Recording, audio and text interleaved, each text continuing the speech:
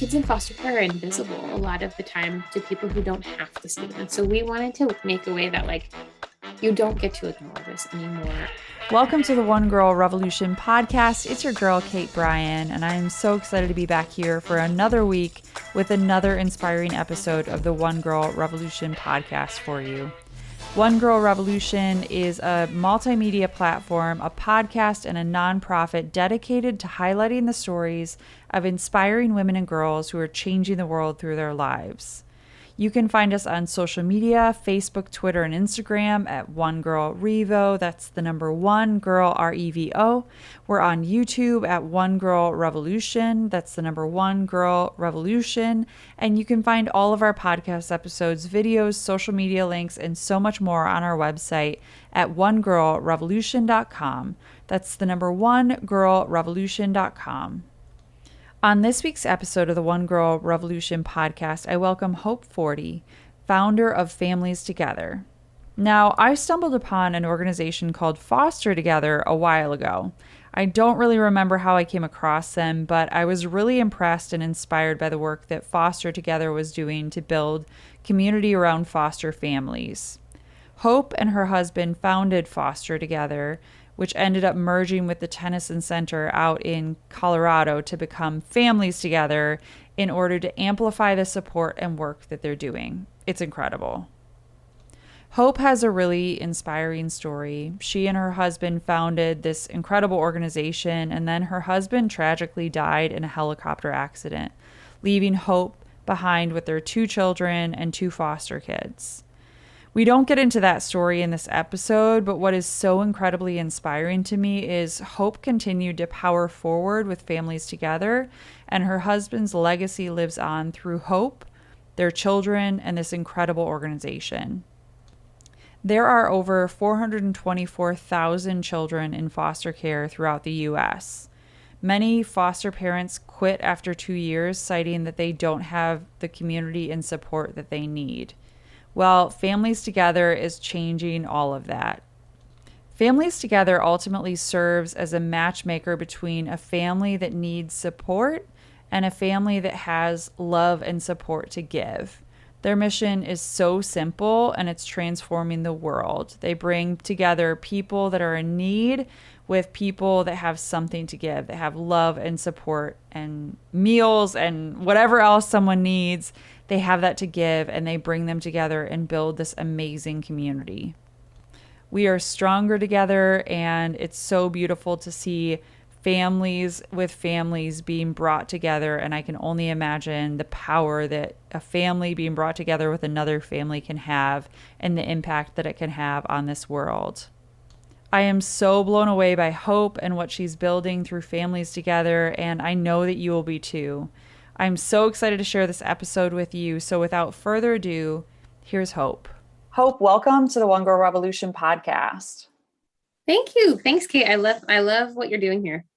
I love what you're doing, and I'm so excited to have you on. I've been following your story and your work for a couple of months now. It might have even been longer, and I don't even know how I stumbled upon what you're doing with Families Together, but I can't wait to share your story and your work with our audience. But before we get into all of that, I'd love to know from you, who is a One Girl Revolution? Who is a woman or girl that's inspired you in your life? Well, I'm thinking of 2. It's so hard to pick because I truly feel like there's so many amazing women out there.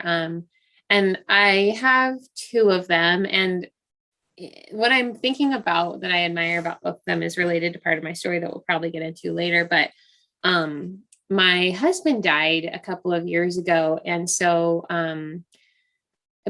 having started this program, Families Together, that we're going to be talking about today, before he died, and then having to, or really wanting to continue it after that, I have 2 little kids. And so I wasn't going to be able to, especially with COVID, I wasn't going to be able to keep working full time without some pretty intense support from my family. And my mom jumped right in and moved into my house. She moved from California to Colorado, and moved in with me, and she's got my kids right now, and my sister too. And they really helped me take care of my kids so that I can keep doing this work. And I think that the way that they have made sure that that the work doesn't have to stop because something big and traumatic happened. And that my kids get to have so much family surrounding them through a hard time. And while their mom's working and not fully present all day, I think that's an underappreciated part of women getting work done, is the people who take care of our families and our homes when we're working on other things. And it truly takes a lot of energy for like these two little kids to get to be safe and happy and play all day. And I'm like, okay, we've got like 3 or 4 adults in the house and 2 kids. Why are we all working so hard on our various projects and childcare? But it's just like amazing how much that takes. So I just want to shout out my mom and my sisters and everybody who's supported that, and just all the other women around the world and men around the world who take care of home and family life, so that other projects can get done, and vice versa, because it's all so important.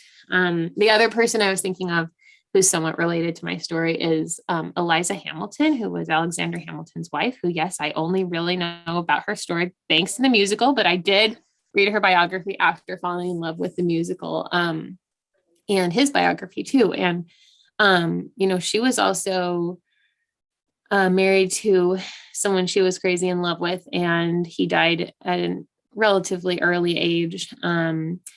And I relate to her because she, after that, went out and started what was called at the time, the Graham, I believe it was the Graham Orphanage, and now it's called Graham Windham, and it's still hundreds of years later operating as a foster care agency and a family support program in New York City, right where she started it. And I love that she, when you have a big loss and you have a lot of pain, there's a lot of energy that needs to go somewhere. And I love that she put that energy into making sure kids had a safe place to be when a lot of turmoil was happening.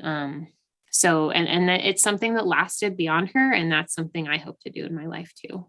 Yeah, well, you were doing it, and I didn't know that about her. I'm gonna have to go back and read her. Yeah, it's still in existence. That's pretty incredible. Amazing. Yeah, and your own story and her story too. It just goes to show, like, it takes a village. People always say that it takes a village to raise children, and your story and so many others out there who are, ultimately single parents. We need to support one another and build community around these families as well.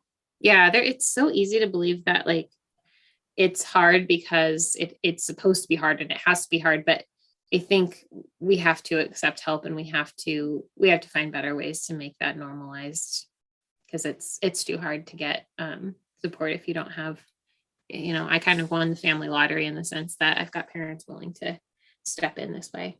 Yeah. And I'm sorry that you lost your husband, but he must be so proud of you, seeing what you're doing now and just continuing to carry the torch. And really, his legacy lives on through you and your kids. It's just amazing. So I want to rewind, Hope. I want to talk about your story. I'm always intrigued by people's, journey through life. I know there's a lot of facets, obviously, to your story, but I'd love to rewind and just talk a little bit about who you are, where you're from, and what you'd like to share about your story. Yeah, well, I'm actually in my hometown right now in California, where I grew up. My parents still have their house here, even though they moved into my house too in Colorado. And I'm out here doing work for Families Together, because we do work for other counties and agencies around the country. And so I get to support foster families in my hometown right now. But usually I do come from here, and it was a great, like, tiny little rural place to grow up. And it, I think, gave me like the peace and the deep community that that kids, that really can benefit kids as they're growing up. And just the familiarity of knowing, like, these are the families that you grow up with, and then, you're in each other's weddings, and you did 4-H together, and everything was very just peaceful. And I often tell people, like, I had the least traumatic childhood of anybody I know, because my parents really did care to protect us and to, shelter us in the ways we needed to be sheltered and push us in the ways we needed to be pushed. And I felt like that was what every kid should have. And so I grew up here, fell in love with my husband when I was 16, went to college, got married before I graduated. And then we moved to Colorado for his first job after he graduated from college, and have just made an amazing life out there with our community. And I love both places so much, but now Colorado is home. And let's see, some other important things about my story. When we were, I guess we'd been married about 5 years, maybe 4 years. I told him, hey, I think we should become foster parents. And because I just felt like we had so much to give. And I felt like, coming from my childhood, I wanted to help give some of that back to other kids. And he was like, we just had a baby. That's our son, Max, who's now 7.5. But he was like, could we not be foster parents? Because like we've got a 2-month-old baby. And we're just learning, like, we don't even know how to do this. And I thought, well, we could figure it out. So we became something called CASA advocates, which is it's basically the judge appoints a volunteer to follow a kid through their foster care journey and show up at court and say, hey, I know this kid better than anybody else in the room, because honestly, foster parents aren't usually welcome at court. And so these advocates go and visit the kids at least twice a month, which is surprisingly more than anybody else in the foster care system, aside from the foster parents, would see the kids. And so they go to the judge and say, hey, this kid was really struggling in school, or this kid really we need to push for this therapy. Sometimes things just don't happen in foster care system the way that we would demand for our own kids. And so they really need that person. And so we became advocates for a family of 6 and then a family of 5. Because we were husband and wife team, they put us on big family cases so we could split the work.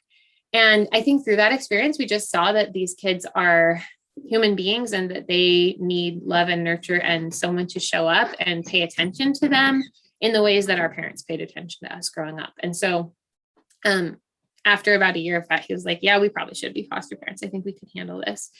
And we jumped right in, and after being certified and getting all our training, we received a call to take 2 little girls that were 2 and 5 at the time. And we figured, hey, we're taking 1 kid, why don't we take 2? And we very quickly got in over our heads and had to actually ask the county to find a different home for them after 7 weeks, which was like the most horrible feeling ever, to not be able to handle that after going in so excited. And so I think what we realized through that was that we need more community awareness around what is foster care, what is trauma, what does childhood trauma do to a kid? How can those of us who either haven't had a lot of trauma or haven't worked through our trauma yet support kids like that? Because, they're kids in foster care are invisible a lot of the time to people who don't have to see them. And so we wanted to make a way that like, you don't get to ignore this anymore. And we wanted to make it simpler for people to get involved, where they didn't have to commit, 5 or 10 hours a week for CASA or 24/7 for foster parents. Like, how can we give people sort of a zero entry or baby steps into this world? And then if it's a good fit for them, that they could keep taking steps toward deeper and deeper involvement. So that's why we started Families Together, which we used to call Foster Together. It's incredible, your story. And I'm glad that you shared some of those real life examples of how you got involved, because I think there are a lot of people that want to get involved. They want to do something, and maybe they don't have the capacity to take on a child in foster care, but they might be able to be an advocate in a different way, or they might be able to volunteer or donate to the great work that you're doing. So I'm grateful for your example and for your story, because there's just so much. I think there's also a lot of confusion or uncertainty about like, what is foster care, or what does it mean, or what are the steps that you need to take to get involved. And it feels like something that only like really special people do, or really like crappy people do. I think there's both stereotypes, like that you're either in it for the money, or you're like a hero or a saint, and like unattainable level of patience and love and just being able to handle a lot. But I think the great foster parents I know are pretty regular people. They just continue to show up every single day. And it is learned still. You do get better at it as you go. And I think when we had that first disruption, when we sent those girls away and really felt that guilt and that shame of failing them, I think we realized that, or we thought that, okay, well, we're just not cut out for this. And I think a lot of people quit long-term because they can't handle it in the short term. But I do think it is a skill that you can absolutely build if you're open to kind of building your life around it. It has to be somewhat, it does kind of have to take one of the first top couple seats in your priority list. Hope. So I'm not a parent, but I feel like it's partially like, it's like becoming a new parent for the first time, different situation, different things you have to learn and different things you have to straddle. But parents aren't coming home from the hospital and being like, okay, I need to like take this baby back because I don't know what to do with them. And so I think if we normalize it in that way, where it's like, okay, we're on this learning journey. And also it comes down to like being a good fit for these kids too. Like you shared the story about the two sisters. It just wasn't the right fit for you and your family and for them too. You know, you're advocating if it's not a good fit if the foster family can't handle it, then it's not a good fit for the kid either. Because no kid wants to feel like they're just being put up with. And so, it has to be the right fit. And I think you have to be honest with yourself and try to stay under your max limit, especially as you're getting started, because you don't know what it is. And you don't want the kid to be the collateral damage of you finding out what your limit is.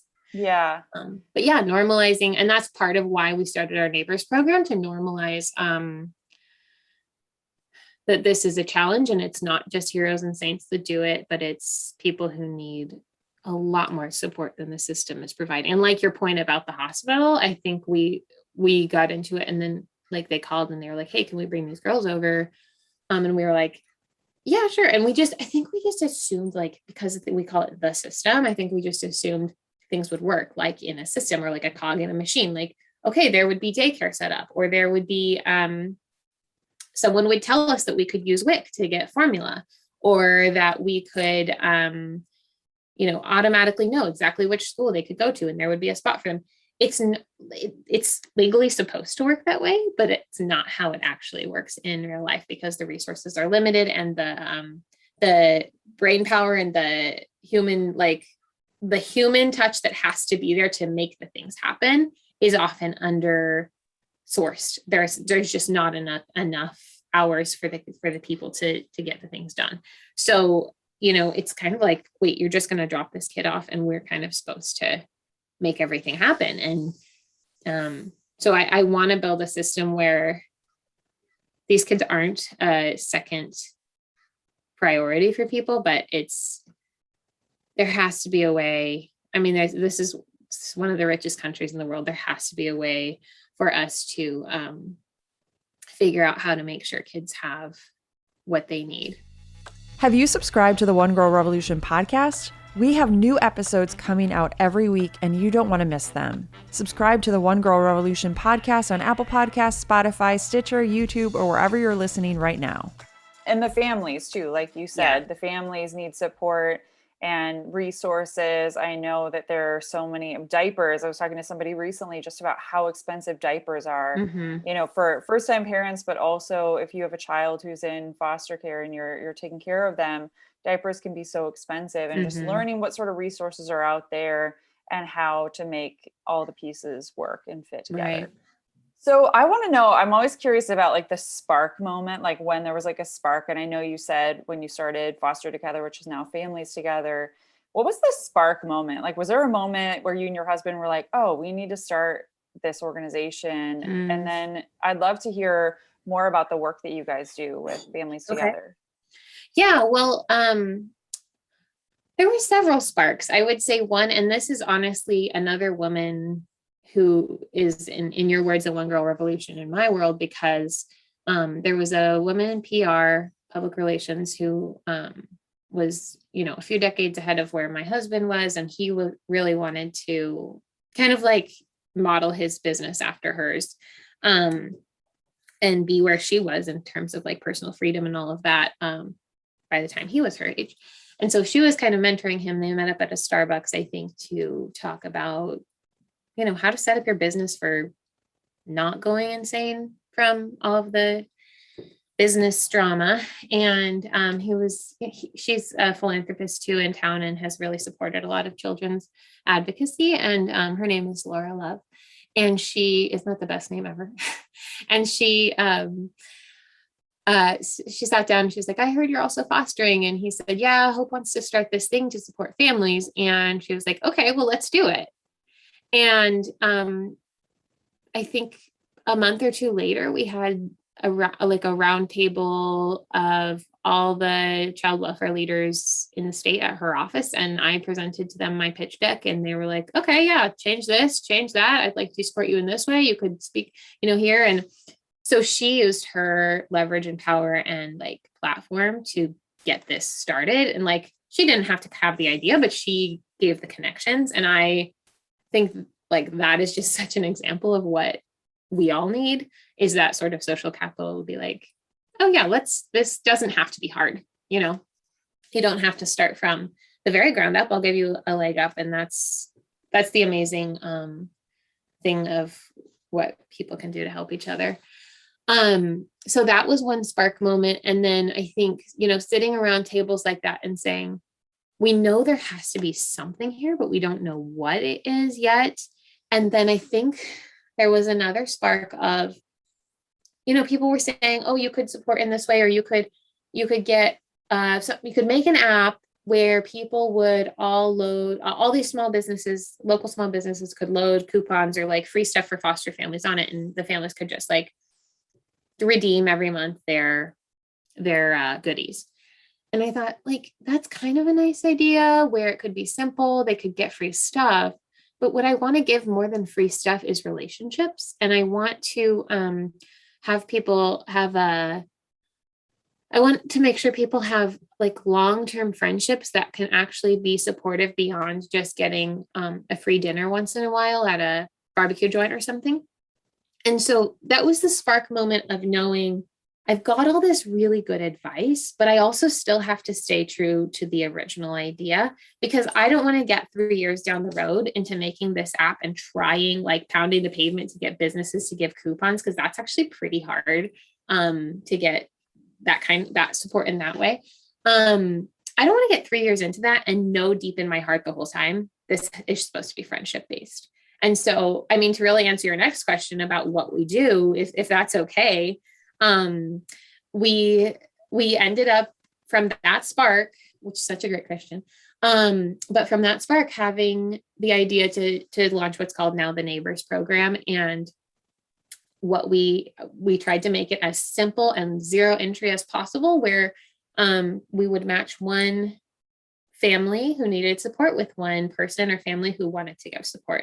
So to me, the silliest thing in the world is that we've got all these families out there, whether they're foster families, adoptive families, because the trauma does not stop when the child is adopted out of foster care. Sometimes it ramps up. Whether they're families who are trying to avoid getting into the system and just need some help getting by with rent or something like that. Because actually poverty is often the reason kids are in foster care, and that's a whole other issue. But whatever kind of family it is that needs support, and then you've got, a good contingent of people like me, people in my social circles who are like, I would love to help. I donate this or that at Christmas time, but I want to help in a long-term way that I've got more than I need, and who can I share it with? And I want to be the one who's sharing that in a relationship. So to me, it's silly that those two people exist and don't have a way to talk to each other. So I just said, let's be the matchmaker between families who need it and families who can give it. And so that's called Neighbors. The very simple ask that we do is that the neighbor would deliver, we train them, we background check them, and then we ask them to deliver dinner once a month. That could be homemade, it could be takeout, it could be even a grocery haul. And it's been something that even through COVID, we just hit, I think, our 240th volunteer that we've matched since starting that about 4 years ago. And we, they're all over Colorado. We try to keep them truly in the same neighborhood. So not more than a 20-minute drive maximum. We would love it to be, we've had some families where they apply for a neighbor, and then I go and look at who we've got waiting for to be matched with a family. And I have found sometimes matches within 3 blocks of each other. That these people didn't know that each other existed, but they once we matched them up, they're like, we're literally next door neighbors, and we were excited to help someone, but we didn't quite think they would be in our actual literal street. So those are the things, that's like where the magic happens for me. Like that is what it's all about, is making sure that people don't feel alone going through something hard. And also people who have something to give, have a place to give it.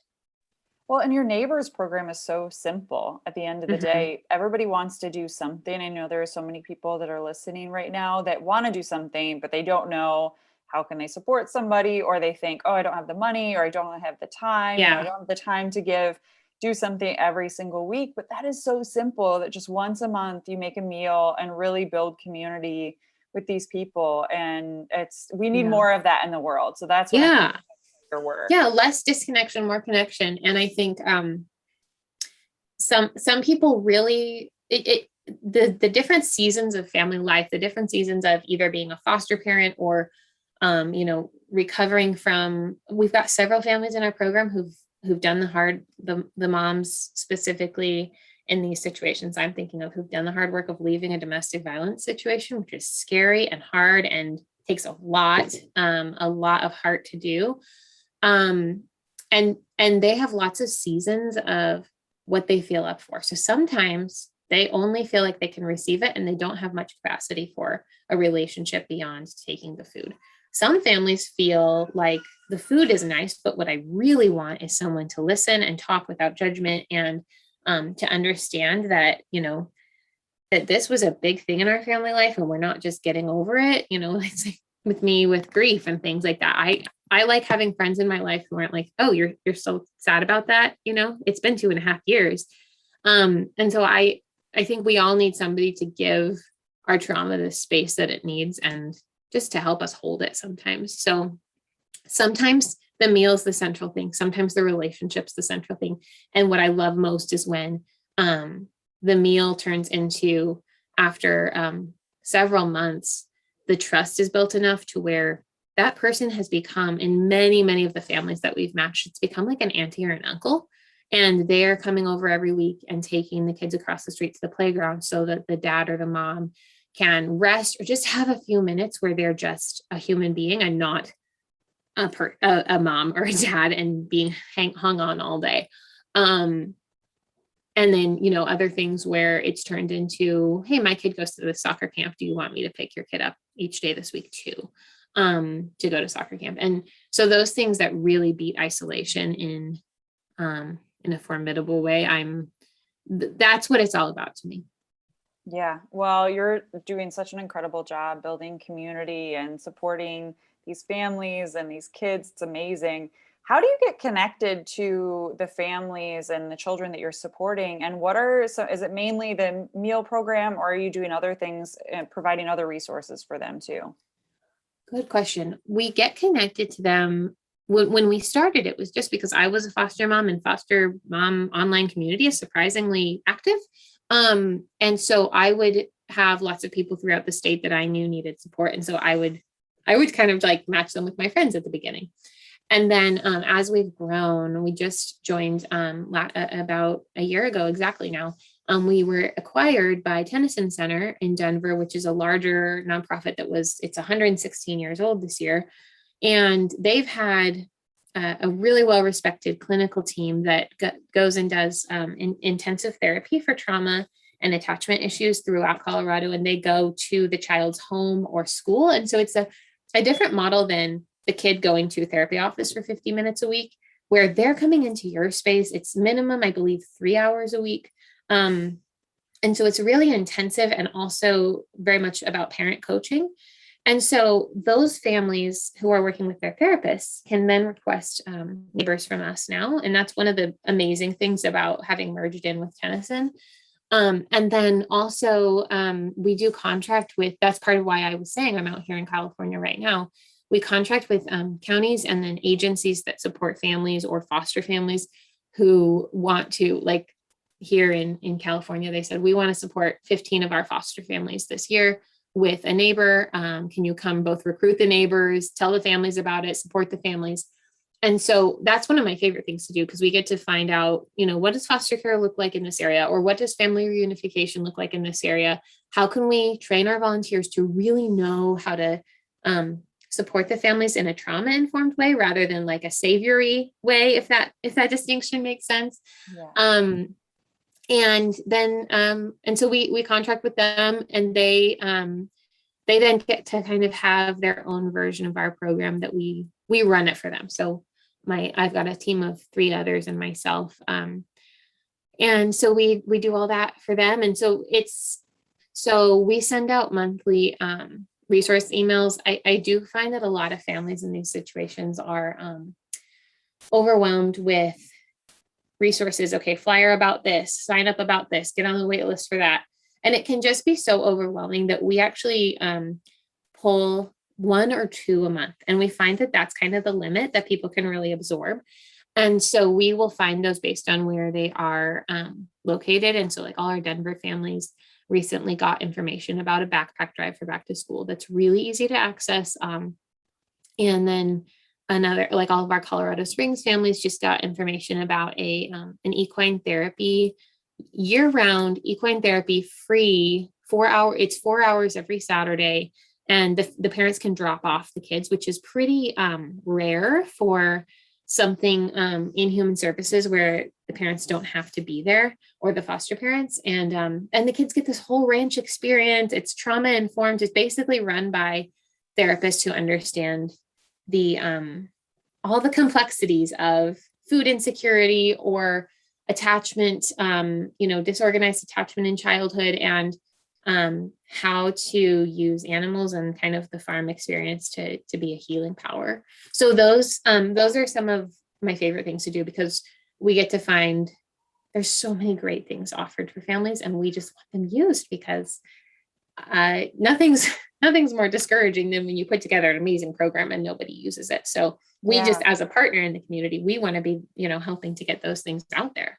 Connecting people. And so also, if people are listening and they have ideas, or they're running some program like that, they should reach out to you, because we want to provide more resources for people and connect those dots, which I know you guys are to doing. me, the bottom line for all of this is connection.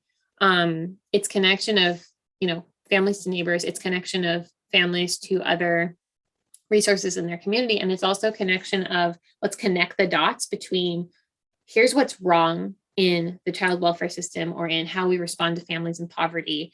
And then the connection of the education in your brain saying, okay, I know that's a problem, but maybe the solution is something new. And so making the connection of, oh, it could be something where I have some power to make a change. And so I think people are afraid of things they don't know. And I think that's the bottom line with foster care is when I first said to Kyle, let's do foster care. He was rightly afraid, because as we saw with our first situation, I think you can jump in too prematurely. But I think once you put light on something and once you understand it a little bit more, it's a lot more doable and just less scary. Hope, this podcast is all about stories, and I love hearing your story, but are there a couple of stories, maybe 1 or 2 stories from the work that you've done with families together that touched your heart in a special way, or that you feel like it really embody the work that you're doing and the importance of the work you're doing? Yes, I just talked to a family in Denver who we matched with a neighbor. It's a single mom. A lot of the foster moms in our program are single. A lot of the biological moms in our program are single.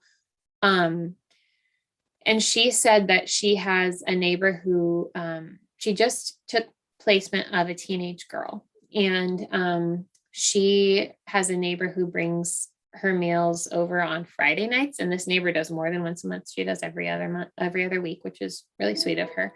And on Friday night, that every other week Friday night, she says we just look forward to it so much because she makes so much that it lasts us the entire weekend. And she said that they the teenagers open up to the neighbor in a way that she hasn't seen them do, even just with her, because she's in the mom figure. It's a little more there's that tension of having to be the one who sets the boundaries. And so she said that the neighbor really breaks the ice for them, and they can have she really looks forward to the food. This foster mom doesn't enjoy cooking from scratch, and so having homemade meals means a lot to the teenager, and it's like a source of comfort for her. So she says that it's been almost like it gives her more clout and more time as a mom, and is able to like meet the needs of what that teenager is looking for without kind of demanding one more thing of her. And then I'm trying to think of another great one. We have a neighbor who actually grew up in foster care himself. And he was just going over to, he had already one family. And then we asked, hey, could you also take on this other family? Because we can't find anybody else who's very close to them in geographical location. And he went over there and he said they had 3 little girls that were about the age he was when he entered foster care. And when he went over, they were just sitting on the living room floor and talking, and they kind of just sat like around a circle. They didn't really even intend to, but they just kind of plopped down in the living room and just were sitting there talking about, all the challenges and all the joys and everything of family life. And he said sitting there with those girls who were kind of the age he was when he entered foster care was so like healing and joyful and painful for him all at the same time. And that showed me that this can be even supportive of people who are on the helping side, but also we all have trauma. We all have pain in our life that I think is healed best through connection. And so, I heard his side of the story, but I also know that there is a side of the story for those girls who get to see, hey, this person was in my shoes 20 years ago. And now he is, he's decided and been able to heal enough that he has a family life that he's chosen rather than has been thrown into kind of all this chaos and trauma. He's done a lot of work to get to that point. And so to have somebody as almost a role model to say, I've been there and you can do this and you're not alone. And this is survivable, and you can make it through this too, is I think really powerful for them to see. Yeah, it's so important for people to share their stories like that too, because it just normalizes all of our experiences and helps, again, like it encourages and empowers other people to share their stories. And I can only imagine those kids going forward, how it's just going to inspire them and empower them to move forward. Hope, I want to ask you, because like I said at the beginning of this interview, there's a lot of confusion, or people don't really know a lot about foster care. I encourage everybody who's listening to look more into it. If you have the resources or the ability to get involved, please do. But what do you want the world to know, or what do you wish that the world knew about foster care? And I know that's a really big blanket statement that I'm asking you to make, but just from your perspective and from your work, what do you wish that the world knew? I would say I want the world to know that children in foster care get a really bad reputation because they're seen as their behavior. Like they're seen as, oh, those are the kids who run away from school, or those are the kids who have tantrums, or those are the kids who have been drug exposed and so they don't have good, or honestly, alcohol exposure is way more messes kids up even more, way more detrimental. But so the kids are seen as like the problem. And I want to say 100%, the kids are not the problem. The problem is what's either been done to the kids or what's been held back from the kids. Or in many cases, I actually believe the problem is a system that prematurely disrupts family connection and doesn't find solutions within the family home for what I was talking about earlier, like poverty being one of the main reasons kids are in foster care.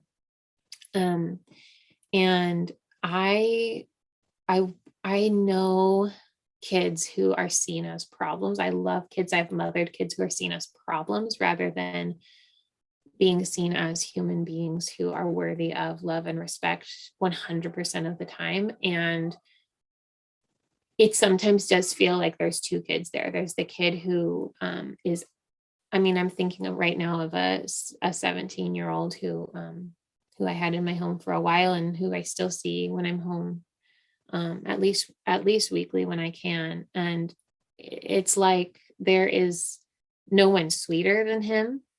And when he is triggered or he is not, he's scared or he's, in his trauma brain, he can scare me. And both of those are true. And I want to lean more heavily on the side of him that is,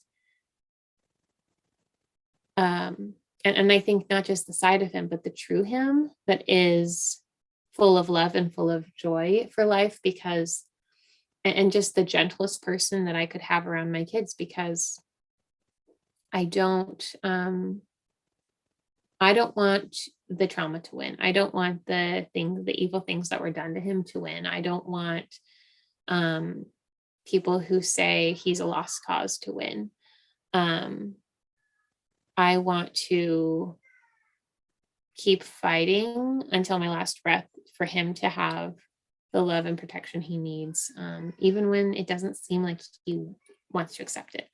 Because I actually believe deep down that every human being does want that to be treasured. And I just want our whole society to treasure kids like that. And I want us to spend money and vote and be involved and plan our lives around treasuring kids and their families, rather than, chasing money or success or a super smooth life. Because I actually think even if we chase it after a smooth life, things are going to come up for us. So I would say that first and foremost, that the kids are not the problem. The kids are not bad, but the things that have been done or withheld from them are the problem. And so I want to be part of preventing that for other kids. Donate to One Girl Revolution's nonprofit organization to help us continue our work, highlighting inspiring women and girls that are changing the world through their lives, promoting their work and their organizations, and building a powerful and positive force out in the world dedicated to empowering women, their voices, and their stories. Donate at onegirlrevolution.com/donate. That's the number onegirlrevolution.com/donate. And at the end of the day, you said something really profound about how these kids just want to be seen, known, and loved.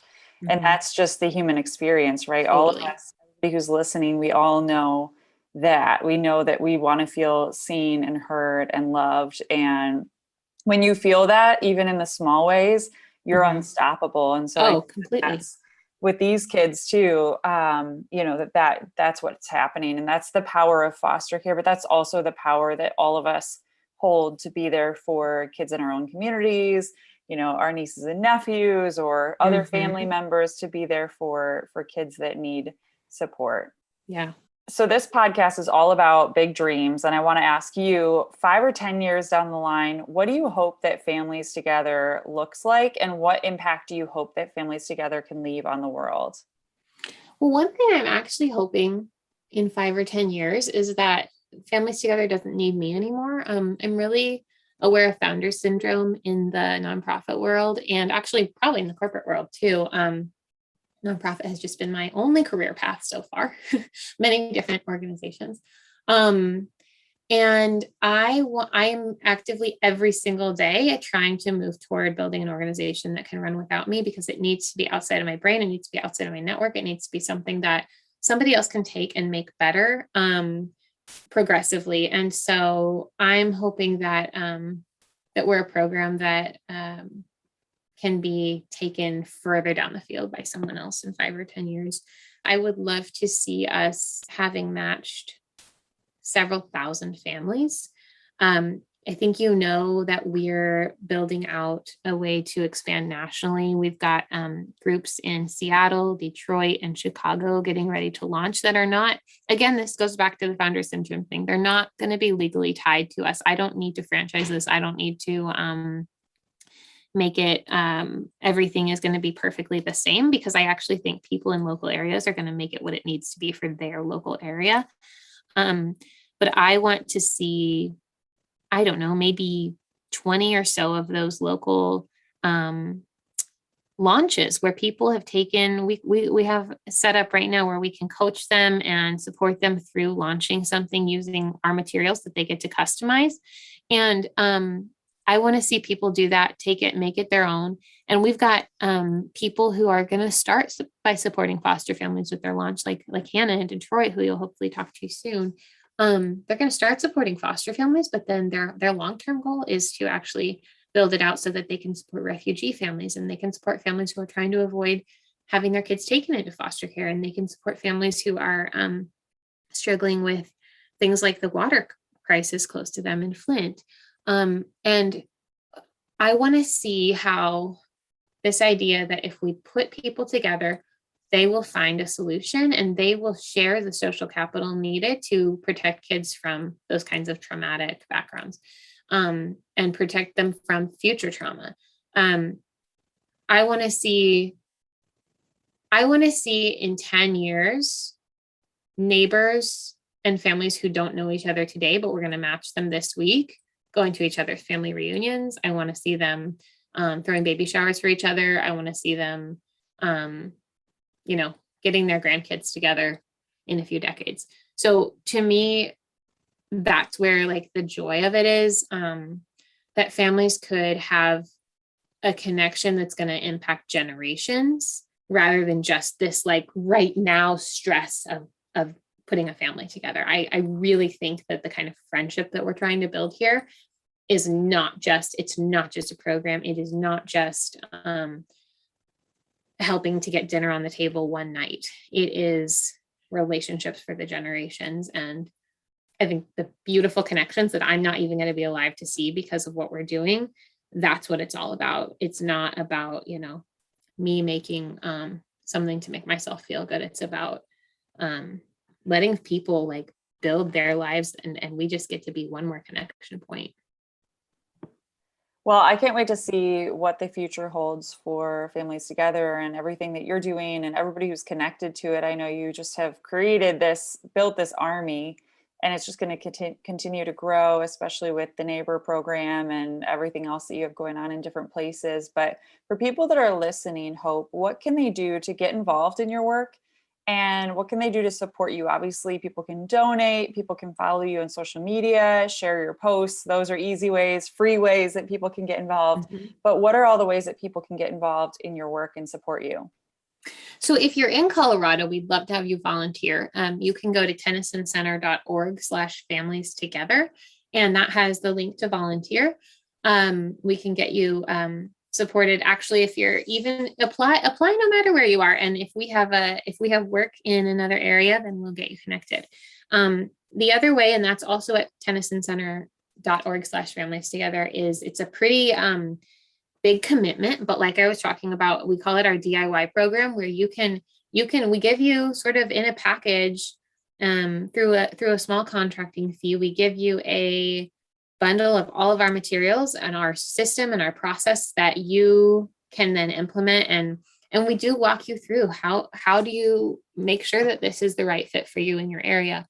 And if you're in another state, or even honestly another country, it would be so exciting to launch with you. And we walk you through for 2 years, okay, every step of the way. And then by the end of those 2 years, you kind of are ready to make it what it needs to be for your area. So volunteer, launch a program in your area. And I do find that our Instagram is probably the most fun place to hang out if you're wanting to get to know us. It's at familiestogether.co. And we love just sharing education too there. I share a lot of my story there, and try to make it really exciting for people to learn what's the behind the scenes of foster care, family preservation, all those kinds of important things. So I would love to connect with everybody on Instagram. It's just me running it. There's no fancy person or fancy firm or anything behind it. And I actually have found that to be a really awesome way to build the community. You really are a one girl revolution running this. So thank you. I have to say we're 3 girls and 1 guy at this point. Could not do it by myself in any way, shape, or form. Plus all the childcare. Plus. So you know how that goes. Behind every woman is a huge community. It's true. Well, I will put all those notes, all the links, so people can easily find it in the show notes. I have 2 final questions for you, Hope. And it's been such a joy sitting with you and getting to hear more about your story. And I'm so excited to share this podcast with everyone. But before I let you go, my 2 final questions are, first, I'll let you answer it, and then I'll ask you the last question. If you could get to the very root of why you do what you do, because you're so intriguing to me and what you're doing is so inspiring. If you could get to the very root of why you do what you do, what is that root? What's at the heart? I think what's at the heart is the feeling my parents gave me when I was little, of knowing that I was safe and loved. And every night I had enough food in my belly and I had enough hugs. I mean, my dad is like, he's a hug advocate. So he's like, all of you guys need 8 hugs a day. I think he read something like psychologically and physiologically kids need that to thrive. So, having hugs and food at the end of the day was a huge deal. Knowing that I could never do anything that would make my parents not love me, I then became a mom and wanted to give that to my kids. And I think that by extension, and I think I know lots of women and men who do work like this and don't have biological kids, but they have that deep sense, because again, like you were saying a few minutes ago, I think that's just a human thing to want to be known and loved and treasured. That's what it is. Like it is, because I think every kid should be treasured. And I know that every adult, even those who've, come in on the wrong, quote unquote, wrong side of the justice system, or the wrong side of the drug war, or the wrong side of whatever, the war on poverty, even, they used to be little kids too, who wanted to be known and loved and treasured. And in some way, I think we all still are that little kid. So it's just this deep and fiery conviction that like every person still deserves and needs that in order to thrive. And there is no changing the world without the daily love of somebody else. Something you said there, Hope, just really touched my heart in a special way, because we actually, One Girl Revolution, we had the opportunity about a year and a half ago to go into Cook County Jail, so the largest single site jail in the US, and interview women, not about the crimes, not about why they were there, but who are they? Who are they really? If we really believe. Okay, I want to listen to that. I'll send it to you. It's called The Girl. Amazing. It's called The Girl Inside. And the reason that we named this 10-minute documentary, it's on YouTube. The reason we named it The Girl Inside is because girl was the word that each of these women attached to. And they said, because no one told them when they were little that they mattered. No one told them that they could do anything that they wanted. And that just really inspires me, because what you're doing is exactly that. You're reminding these kids of the person they were created to be. And we all need to be reminded of that on a daily basis. We need to be reminded of the child inside, the person that, was this courageous little feisty thing that had a mission, and somewhere along the line we all have moments in our lives where we lose sight of that. But I will be sure to send you The Girl Inside, but just really that gives me chills. So well, before I let you go, Hope, I always end this podcast on one question. So I want to ask you, if you could leave women and girls around the world with one message, what would it be? I would tell them, find your spark. I liked the question you asked a while ago, like what was the spark moment that you can kind of pinpoint to starting this project? And I would say my friend Stephanie, she's so good. She does early childhood and mom coaching. What is her handle? I think it's Ermel's Early Childhood, ERMELS, Early Childhood. And she is great for anybody to follow. She's from Okinawa, Japan. And she reminds us that what you were doing before you hit puberty was probably, if you were doing what you loved then, that is probably what, in some form, what you should be doing now. So was there a spark when you were 8 or 9 that just made you come alive? And if you're feeling like you're spinning your wheels now, how could you go back to being 8 or 9, find that spark? For her, it was like hanging upside down in trees. And now what does she love to do? Hang out outside with her kids and her coaching clients and teach them how to reconnect to nature. And for me, I was having little daycares at my house, and like for a day at a time, or like pretending to teach school or something. Like, it was something, I was like the Mary Poppins babysitter of my community. So like, it was something related to kids and fun. And so what were you doing at that time? Or what would you have been doing if you were free to, that would then be a leader for you to follow into your calling now? Because I know so many of us just feel like we're floundering. I feel like I'm floundering regularly. Like, I had to write myself a manifesto to remind myself why I do this on days where I'm like, well, it's just not making a dent. It's just not worth it. It's just not working. I should just give up now. I should just like sell all my stuff and go live in a trailer and drive around the country with my kids. I feel that multiple times a week. So I just don't want anyone to also hear this and think that people who do like important work are somehow ahead, but we need to find where our soul comes alive, and we need to do that. And we need to find a way to make it sustainable. And somehow, like, you only have one life. Like, let's live in the joy of what we were created to do. Find your spark and follow it. Mm-hmm. You are such a gift. Thank you so much for all the great work that you do. And thank you for being on the One Girl Revolution podcast. Thank you, Kate. This has been so sweet. Please follow us on Facebook, Twitter, and Instagram at One Girl Revo. That's the number 1 girl REVO. And you can find more information on One Girl Revolution at onegirlrevolution.com. That's the number 1 girlrevolution.com.